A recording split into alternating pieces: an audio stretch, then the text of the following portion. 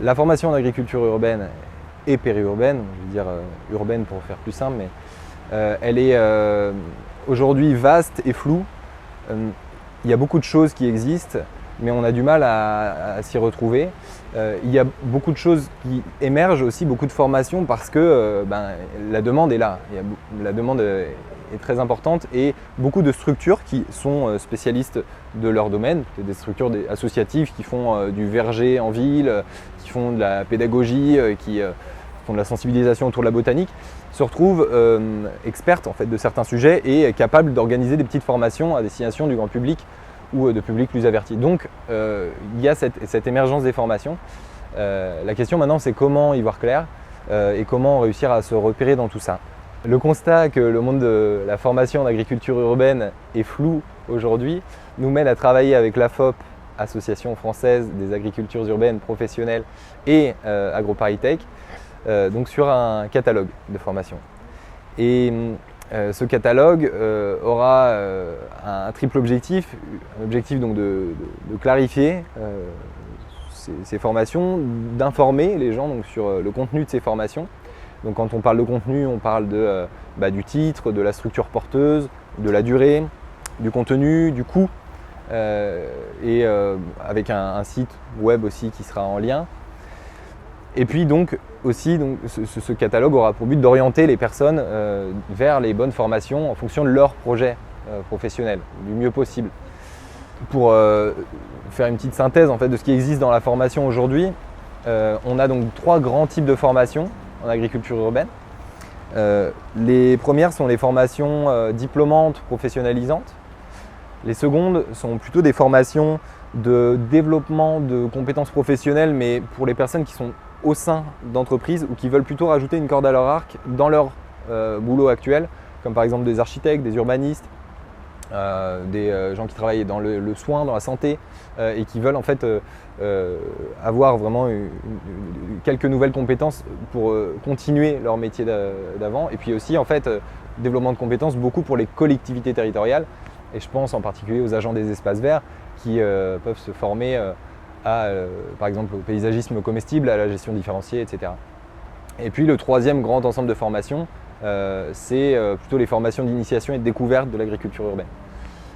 Alors pour revenir sur la première, les grandes formations diplômantes, professionnalisantes, on va en avoir 2 sous-types. Les formations vraiment à destination des porteurs de projets agricoles.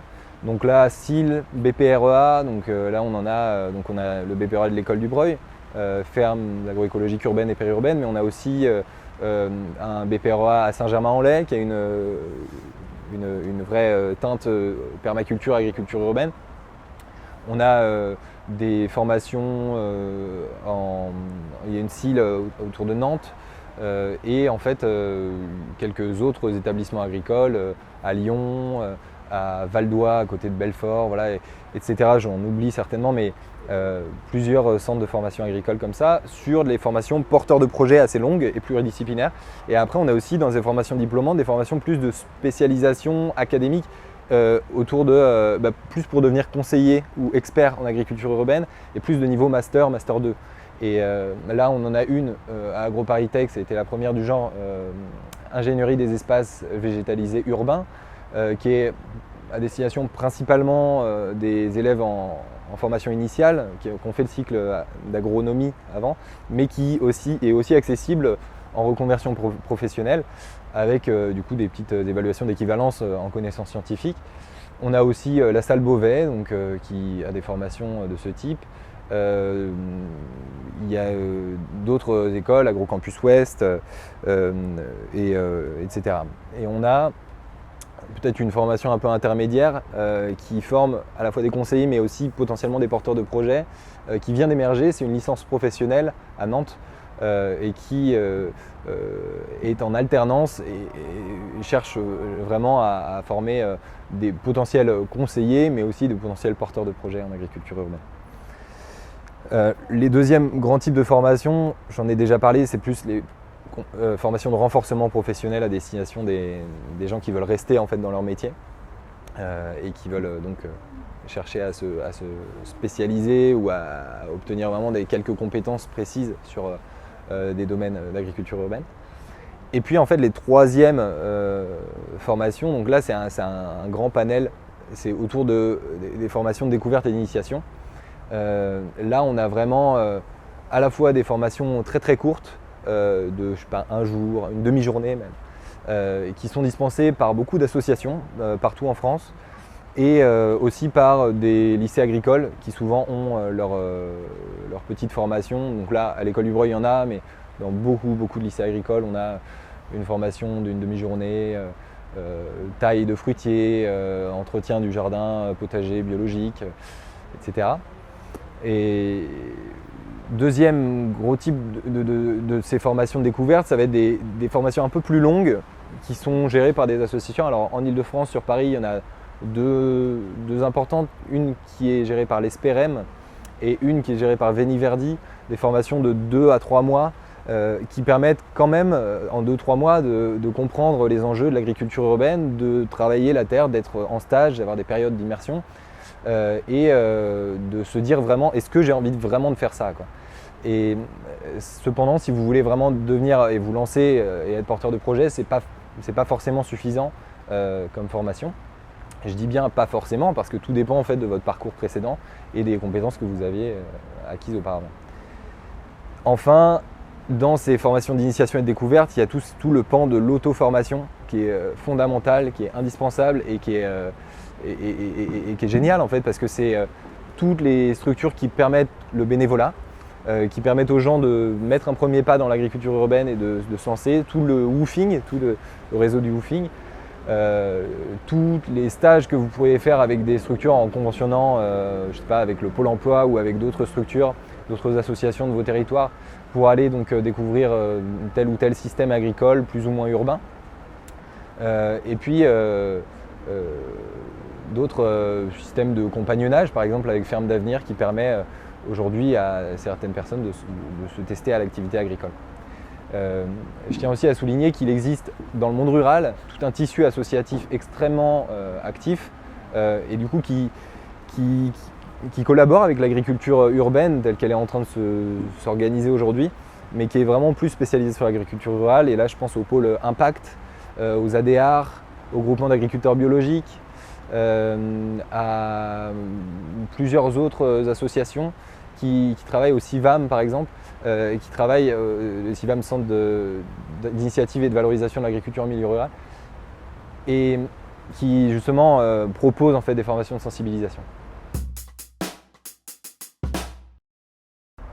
Toutes ces formations, elles ont un coût et il y a différentes façons de les financer, en complémentarité souvent d'apports propres. Donc la première façon, si vous êtes demandeur d'emploi, c'est de vous adresser au Pôle emploi.